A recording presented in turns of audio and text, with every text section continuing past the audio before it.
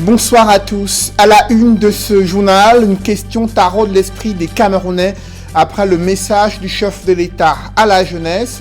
L'intégration socio-économique des jeunes est-elle réellement une priorité du gouvernement en brandissant le financement de 5500 projets en 2020 et la création de 500 000 nouveaux emplois en 2021? Le président de la République, Paul Biya, a eu du mal à convaincre une partie de l'opinion publique et la classe politique sur sa réelle volonté de promouvoir la jeunesse. À l'analyse des faits, le sous-emploi et le chômage atteignent des records et illustrent l'insuffisance des politiques publiques destinées à la jeunesse. C'est du moins le constat que font des leaders politiques. Cabral Libby et Maurice Kamto ont eux aussi tenu à adresser leur message aux jeunes Camerounais. Une affaire de mœurs qui défraie la chronique à Ntui dans le département du Mbamekime. C'est une adolescente, élève en classe de seconde, qui a été abusée sexuellement. Son présumé bourreau fait l'objet de 4 plaintes qui n'ont pas prospéré depuis plusieurs semaines. Que se passe-t-il? Enquête à suivre au cœur de ce journal.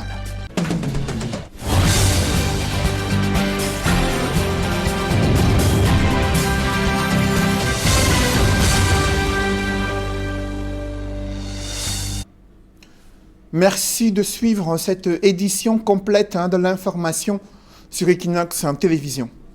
Le chef de l'État surfe sur les performances des Lions à prime durant le CHAN 2021 afin d'inciter les jeunes Camerounais à redoubler d'efforts, à être plus créatifs et à saisir les opportunités existantes au Cameroun.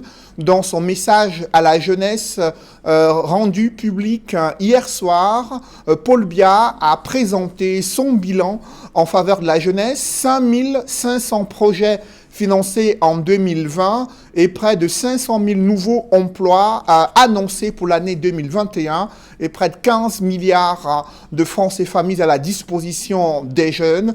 Le président de la République a également présenté certaines figures de proue comme des modèles qui devraient inspirer la jeunesse camerounaise, malgré le contexte économique et sécuritaire qui engendre de nombreuses destructions d'emplois jeunes au Cameroun. Compte rendu, Nadine Yambou. S'adressant à la jeunesse camerounaise ce 10 février 2021, le chef de l'État Paul Biya est revenu sur les multiples crises sécuritaires qui secouent le Cameroun, dont la partie anglophone, à l'extrême nord et à l'est à la frontière avec la République centrafricaine. Dans un discours d'une quinzaine de minutes, Paul Biya a reconnu que la paix est de plus en plus menacée dans le pays. La paix est une condition indispensable au progrès. Et comme vous le savez, celle-ci est depuis quelques années menacée dans notre pays par des bandes armées qui sèment la terreur à la frontière ouest de l'extrême nord, à certains endroits du nord-ouest et du sud-ouest. Notre frontière est est également sujette à des faits d'insécurité.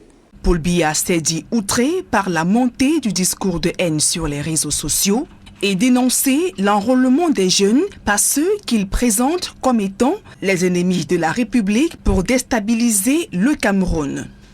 Certains d'entre vous ont fait le choix malheureux de faire alliance avec les démons de la haine et de la division, mus par un fanatisme barbare, souvent conçu et alimenté depuis des pays étrangers, ou par un usage pervers des réseaux sociaux. Ils tentent de saborder les bases de la nation. Ceux-là sont des anti-modèles. Je vous exhorte à vous en éloigner. Ils ne contribuent pas à la construction d'un Cameroun prospère et uni. Malgré le chômage galopant et la destruction de nombreux emplois liés aux crises sanitaires et sécuritaires, le chef de l'État s'est plutôt montré enthousiaste. Paul Biya se réjouit de ce que le programme spécial Jeunes, évalué à près de 15 milliards de francs CFA, a permis de financer plus de 5500 projets structurants. Le plan triennal spécial Jeunes, qui en 2020 a financé environ 5500 projets pour un montant global de près de 15 milliards de francs CFA, et permis ainsi l'installation d'un peu plus de 16 000 jeunes dans 66 villages pionniers de la deuxième génération. Le programme de promotion de l'emploi décent, qui compte atteindre le cap de 500 000 emplois créés au titre de l'exercice 2021. Au moment où de nombreux jeunes s'interrogent sur leur place dans la gestion de la vie publique et politique, le président de la République leur répond qu'une transition générationnelle se prépare dans la gestion des affaires publiques au Cameroun. Des leaders de l'opposition ont également adressé leur message de soutien et de conscientisation des jeunes.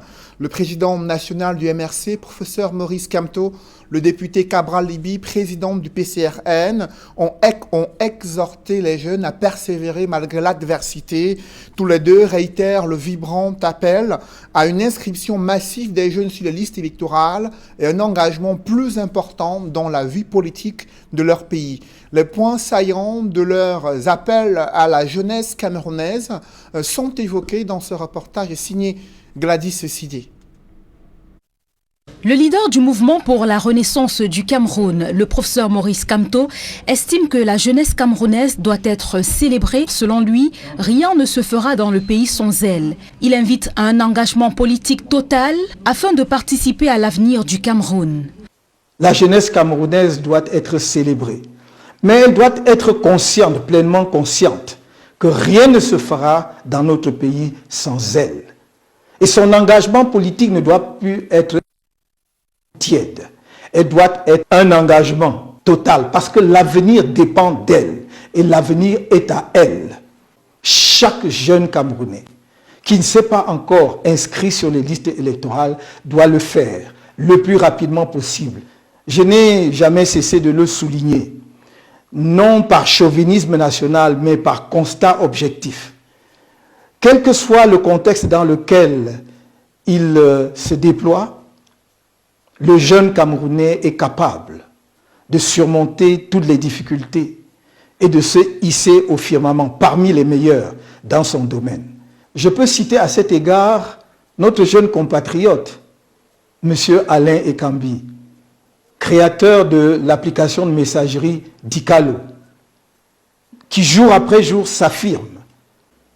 Je voudrais également citer ici un jeune talentueux, génie de la physique, M.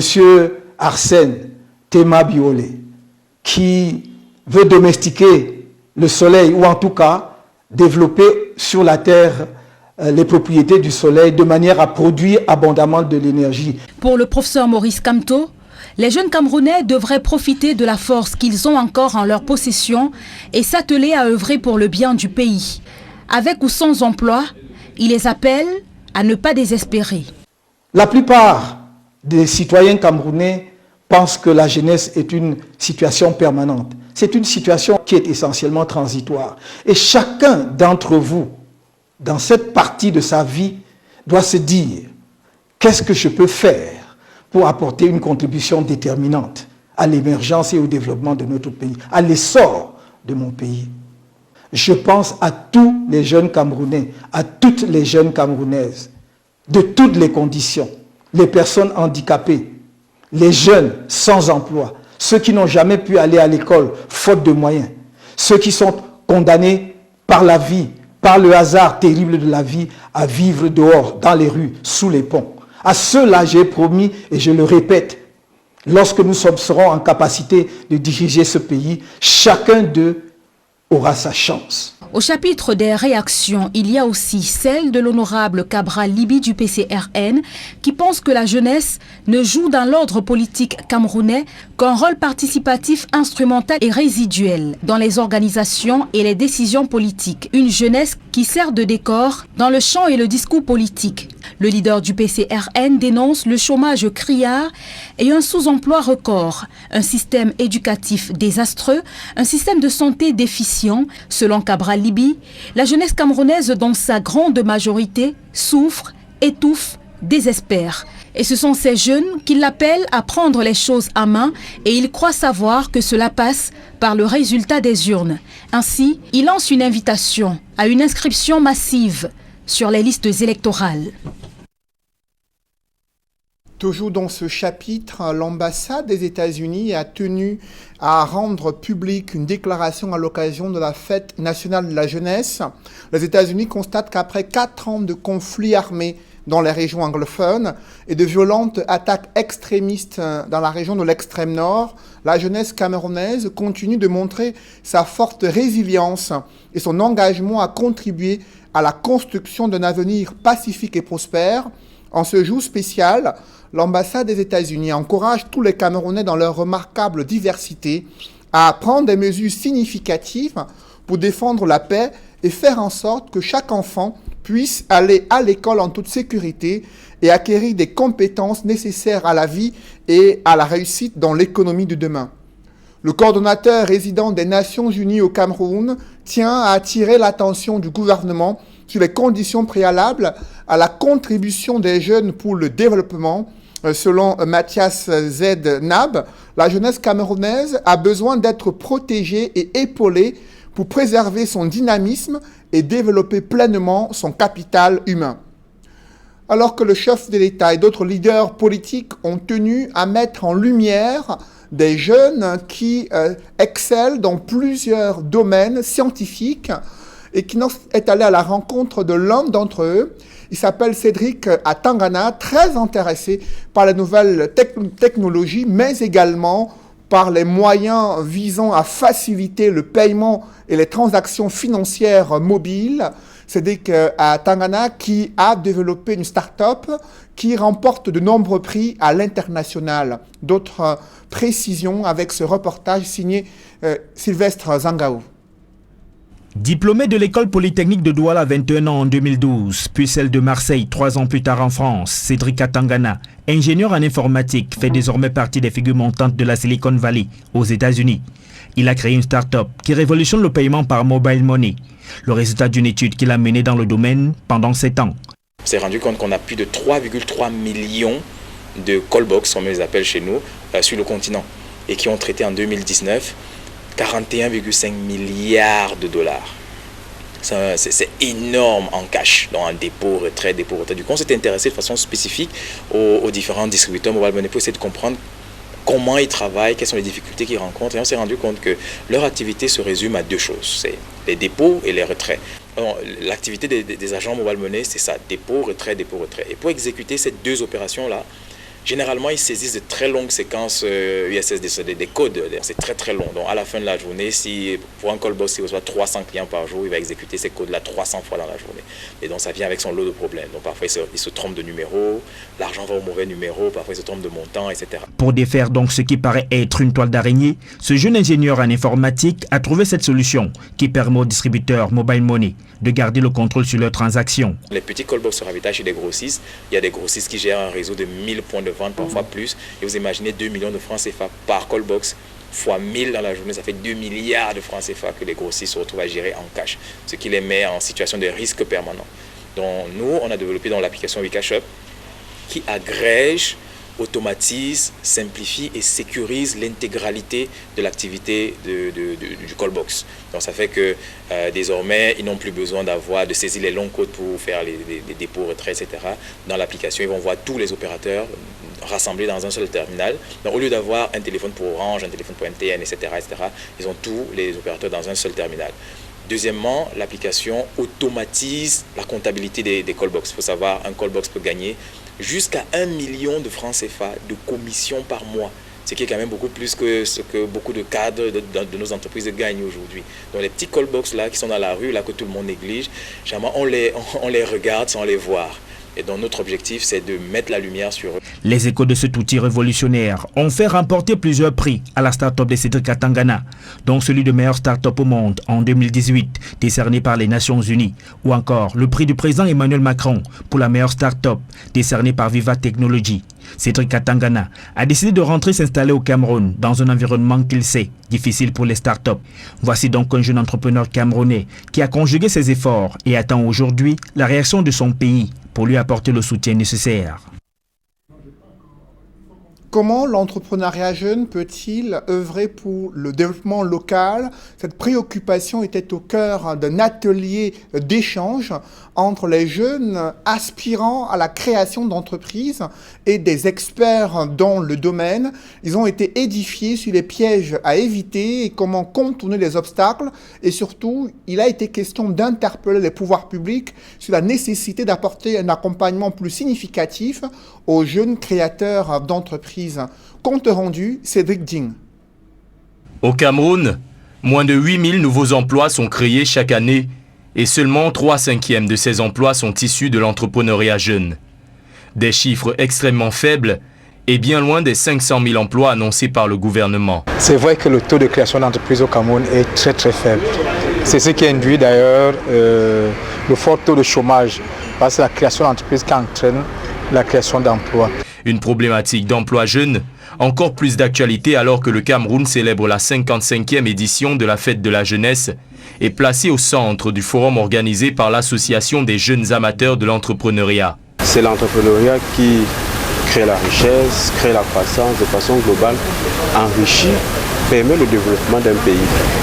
Et nous avons donc pensé à ce forum de la jeunesse entreprenante de Douala, pour mettre en synergie les jeunes porteurs de projets, les jeunes promoteurs d'entreprises, avec des experts qui sont déjà aguerris dans certains domaines.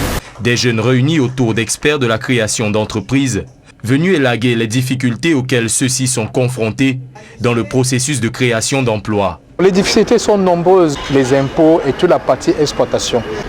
Il faut pouvoir identifier le projet, il faut pouvoir être motivé, il faut pouvoir parcourir ce chemin du combattant qui va à la création d'entreprise avec beaucoup de difficultés, mais il faut être tenace et volontaire. L'organisation d'un forum entrepreneurial est une manière de permettre à la jeunesse de comprendre l'intérêt qu'il y a à devenir des véritables patrons et à participer effectivement à la construction de l'œuvre nationale. Au cours de cette activité, il y aura des communications des experts. Ils ont bien voulu nous accepter dans la mise en œuvre de ce projet important. Une litanie de difficultés égrenée par les jeunes qui ont répondu présent. Au sortir de ce forum, j'attends déjà être mieux édifié sur le sujet de l'entrepreneuriat, savoir quelles sont les opportunités que nous jeunes nous avons à offrir déjà et quelles sont les différentes dispositions mises par l'État pour encadrer l'entrepreneuriat des jeunes au Cameroun, surtout dans le cadre de cette fête de la jeunesse. Au sortir de ce séminaire, on s'est dit les projets qu'on doit présenter seront vraiment valorisés par le comité d'organisation et qui pourront vraiment nous aider aussi financièrement parlant. Des vœux que nourrisse la jeunesse,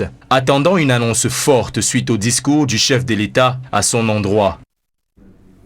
Dans le reste de l'actualité, bras de fer à Banka, dans le département du Honkam, là où de vives tensions persistent entre l'autorité municipale et l'autorité traditionnelle. La Cour royale est en colère après un projet de la municipalité de démolir le monument d'un chef supérieur érigé au rond-point dit Panchi. La Cour royale est sortie de ses gonds pour détruire les travaux d'aménagement de ce rond-point à Banka. Des précisions dans ce reportage d'Éric Ouattat, Andy Gagnou et Julienne Berthe-Bissaye. Un spectacle comme on n'en avait jamais vu au rond-point Panchi, au village Banka. Les travaux d'aménagement de ce rond-point, saccagés par les notables de la chefferie supérieure.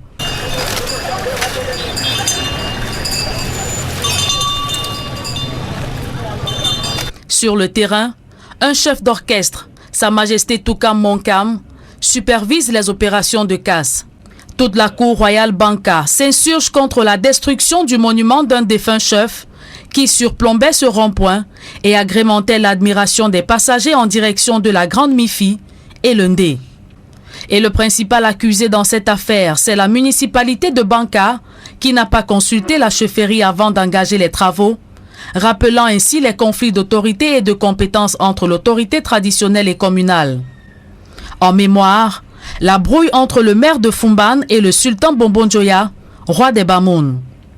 Pour le maire de Banka, la destruction de ce monument historique est un non-événement.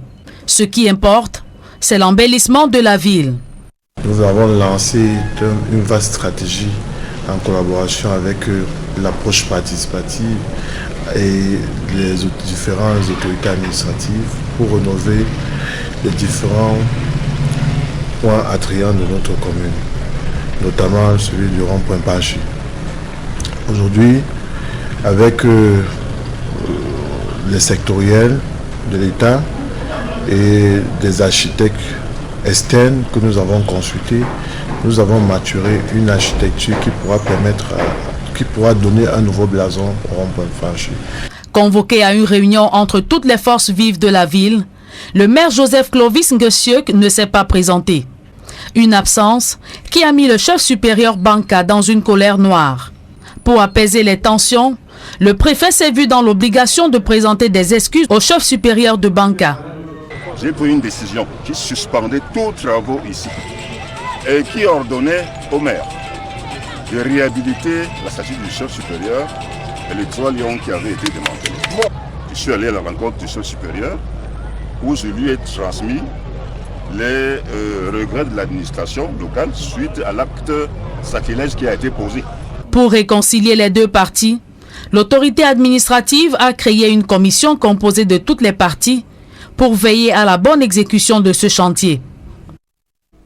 Une affaire de mœurs défraie la chronique dans le département du Mbamé-Kim. Je vous le disais en titre, un homme en tenue est accusé d'avoir abusé sexuellement d'une adolescente élève en classe de seconde au lycée technique de Ntui. Aucune des 4 plaintes n'a encore prospéré jusqu'ici. Le mis en cause nie les faits mais refuse de s'exprimer sur les dénonciations faites par cette famille et la victime. Le récit des faits avec Charles Melingui et Ike Cyril. C'est l'histoire d'une demoiselle, élève en classe de seconde au lycée technique de Ntui. Le 31 décembre 2020, elle décide de passer le réveillon de la Saint-Sylvestre avec son petit ami. Le 31 décembre 2020, on arrive donc là juste au niveau de la place de fête. On s'assoit, on ne fait même pas 5 minutes. 2 policiers arrivent, un monsieur en tenue et l'autre en civil. Le monsieur en tenue nous éclaire, il nous demande que vous faites quoi là? On le dit, nous sommes de passage. Il nous dit que c'est pas prudent que vous êtes placé là, je vous embarque. On lui demande, vous nous embarquez, on a fait quoi? Il nous dit pas de vous ne parlez pas, marchez seulement. La soirée va tourner court. Ayant élagué le garçon, l'homme en tenue, suspect numéro 1 dans l'affaire, va s'employer à sauter la petite jusqu'à 1 heure avancée de la nuit. Quand je suis arrivée à la maison, je regardais l'heure, il était déjà 4 heures. Maintenant, quand mon petit ami arrive, il me demande qu'est-ce qui s'est passé. C'est comme ça que je lui raconte l'histoire. Il est parti, il a dit à ses frères. Ses frères m'appellent donc au téléphone, ils me disent qu'il faut aller à l'hôpital. Je ne dois pas rester avec ça sur moi comme ça. À l'hôpital, plusieurs examens sont faits, notamment le test du VIH-Sida. Ils sont négatifs, mais Raïssa Magiokan est quand même placée sous traitement. Le lendemain, le 2, je pars à l'hôpital. Les examens sont sortis négatifs, mais normalement on devait repartir après 1 semaine. Ce que l'on a fait, et on m'a donné 1 mois, on m'a mis sur traitement pendant 1 mois. Je buvais un comprimé qui m'a beaucoup menacé.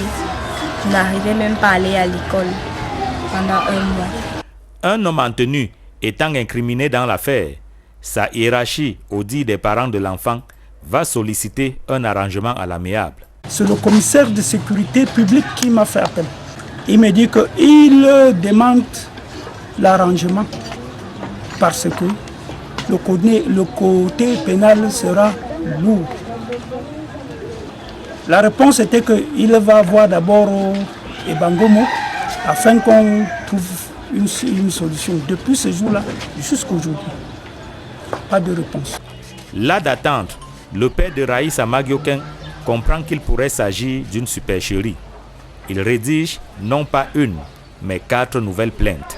J'ai déposé la première au commandant de compagnie, la deuxième au commissariat spécial, la troisième au préfet et la 4e au procureur de la République de la ville de Ntui. La police des polices m'a fait appel Alors ils m'ont entendu, c'était lundi passé, si j'étais avec l'enfant toujours. Ils ont promis donc de descendre ici en Tui les jours qui suivent. C'est ça que j'attends maintenant. En pleine célébration de la fête de la jeunesse, Raïssa Magioken, élève en classe de seconde au lycée technique de Ntui, ne comprend pas toujours ce qui lui est arrivé le 31 décembre dernier. L'affaire piétine au niveau de la justice. La ville de Garoua-Boulaye, jadis florissante, tourne désormais en mode ralenti. La fermeture de la frontière a plombé les activités économiques. Les commerçants passent des journées entières à se tourner les pouces sans apercevoir l'ombre d'un potentiel client.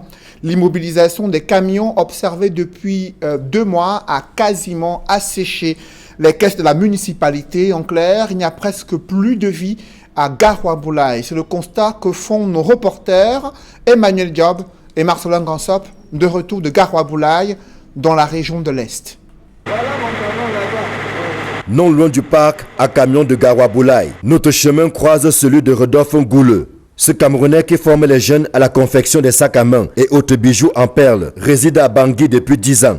Mais voici presque 2 mois qu'il est bloqué à Garoua-Boulaye, sans aucun revenu, alors qu'il ne demandait qu'à mener sereinement ses activités professionnelles, comme d'habitude. Je venais en mission au Cameroun, dans le cadre de nos activités du PAFAS. Depuis plus d'1 mois et demi, nous sommes à Garoua-Boulaye et c'est vraiment difficile de survivre ainsi, sachant que toutes nos activités sont basées dans la capitale de Bangui et que nous nous trouvons du côté du Cameroun sans rien faire. Et nous sommes vraiment démunis de tout. Parce que je vois certains jeunes qui sortaient peut-être de Douala retirer leur véhicule ou peut-être qui sortaient pour un voyage. Et actuellement dans la ville, ils vagabondent comme ça sans rien faire, sans toutefois avoir de quoi se nourrir et tout. La ville de Garoua est vraiment devenue très menaçante. Ils sont nombreux ces Camerounais et Centrafricains qui depuis la fermeture de la frontière tirent le diable par la queue. Au marché de Garoua-Boulaye, jadis plaque tournante des échanges commerciaux entre les deux peuples, c'est presque un calme de cimetière qui nous accueille. Pour qui se souvient de l'effervescence que connaît cet espace marchand lorsque tout est normal. Ça ne marche même pas, ça ne marche même pas. C'est trop fort, c'est très même fort. Et vous faites comment? Bon, on va faire comment? On attend seulement en haut, mais vraiment les problèmes là, ça nous dépasse. Il n'y a pas de raffinement, il n'y a pas le marché parce qu'il y a beaucoup de camions ici, quand ça quitte Douala, ça arrête ici. Et si le magasin est vide ici à Garoua-Boulaye, il n'y a pas les marchandises pour traverser encore. D'une boutique à l'autre, les plaintes et complaintes sont quasiment les mêmes. Depuis la fermeture du corridor, le marché est mort. Les commerçants passent l'essentiel de leur journée à se tourner le pouce tout en serrant la ceinture. Des matins, on vient ici sans marcher, on reste. Et vous savez que nous sommes des pères de famille et ça ne peut pas aller comme ça. Ça continue comme ça, ce n'est pas bon. Et il y a certains commerçants qui n'ont pas leur boutique propre, donc ils louent. Comment se fait que tu loues une boutique, après tu ne vends pas, tu vas payer la louée de la commande? On vient, on ne vend pas. On ne les paye, on ne les envoie pas à l'école. Peut-être tu loues une boutique à 25 000 le mois, il faut donc payer ton bailleur. Et il n'y a pas le marché, tu vas toute la journée, tu ne vas pas vous êtes là comme ça. Vous rentrez meubles, des fois tu prends le crédit, même nous savons, les enfants allaient à l'école. Donc comme ça, là, il n'y a pas la solution. La vérité, c'est que c'est la Centrafrique qui fait vibrer Garoua-Boulaye. Les échanges commerciaux et le brassage des populations sont tels que lorsque la frontière est ouverte, c'est tout le monde qui trouve son compte. Des opérateurs économiques aux vendeurs ambulants, en passant par les transporteurs. Mais depuis 2 mois, c'est la débrouillardise. Parce qu'on vit ici là, par rapport aux Centrafricains. S'ils n'entrent pas, on est là comme ça, vous voyez comment on est là. On ne vend pas, on ne fait rien. C'est dur. Quand on comprend Garoua là, c'est la RCA. Quand c'est fermé comme ça là, vraiment ça ne va pas. L'économie est tout chitée. Franchement, même moi ce matin, depuis que je suis là, je n'ai même pas vendu même 5 francs. On s'est débrouillé comme ça. Mais vraiment, l'impôt quand même, cette année ça vraiment... C'est très même difficile qu'on paye l'impôt là. La commune de Garoua-Boulaye, qui tire l'essentiel de ses recettes des échanges commerciaux et des impôts et taxes qui vont avec, est presque asphyxiée puisque les caisses sont vides. Vous savez que Garoua-Boulaye, de par sa position stratégique qui est sur la frontière, est reliée directement aux 3 grandes métropoles, à savoir Douala, à savoir Djamena, à savoir Bangui, et même les ressortissants de l'intérieur du pays qui viennent exercer le commerce ici. Garoua-Boulaye est une ville commerciale. On a plus de 1000 échoppes dans notre marché, mais aujourd'hui, nos commerçants n'arrivent pas à payer les frais de loyer parce que, disait-il, avec la fermeture de la frontière, la marchandise ne passe pas. Cette commune est d'autant plus sinistrée que son parc à camions est pris en otage par des centaines de gros porteurs qui ne peuvent pour le moment pas pénétrer en territoire centrafricain. Essoufflé par 2 mois de disette, le propriétaire paralyse sans le vouloir le fonctionnement de la mairie. De telle sorte que le parc de gros porteurs que la commune a et qui faisait la principale recette journalière de la commune est tombé parce que ces camions ont déjà mis long, ils disent qu'ils n'ont plus de moyens pour payer. Et c'est comme ça que nous n'arrivons plus à fonctionner. C'est pour ça qu'on parle d'une commune sinistrée. Dans une déclaration rendue publique le 9 février, le porte-parole militaire de la coalition des patriotes pour le changement annonce l'ouverture d'un couloir humanitaire sur le corridor Garoua-Boulaye-Bangui. Celui-ci permettra aux ONG et à la mission de la MINUSCA d'exercer leur mission de bon office sur le territoire centrafricain. Les opérateurs économiques et les transporteurs voient d'un bon œil cette évolution, bien qu'elle soit pour l'instant guidée par des raisons purement humanitaires. C'est dire que la sortie de l'auberge n'est pas pour demain. Et Garoua Boulaye, qui était encore prospère il y a 2 mois, poursuit sa descente aux enfers. Mesdames, messieurs, c'est la fin de ce journal. Merci de l'avoir suivi. Juste après cette édition de 20h, retrouvez Serge Alain Autou et ses invités pour le débrief du journal sur le plateau d'Equinox Soir. Serge Alain.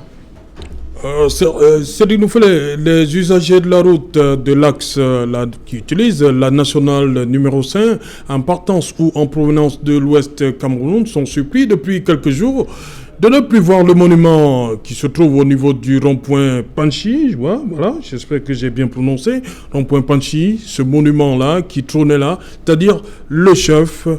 Qu'est-ce qui s'est passé concrètement là-bas ? C'est précisément à Banka où le torchon brûle entre le chef traditionnel et l'autorité municipale. La pomme de discorde, ce sont les travaux d'aménagement du rond-point Panchi, là où était érigée la statue d'un chef respecté, à la fois pour son histoire, pour la dimension culturelle et pour ceux qui sont attachés au rite traditionnel. À la grande surprise de la cour royale, les travaux d'aménagement ont procédé à la destruction de la statue du chef sans l'avis de celui qui règne aujourd'hui dans cette chefferie.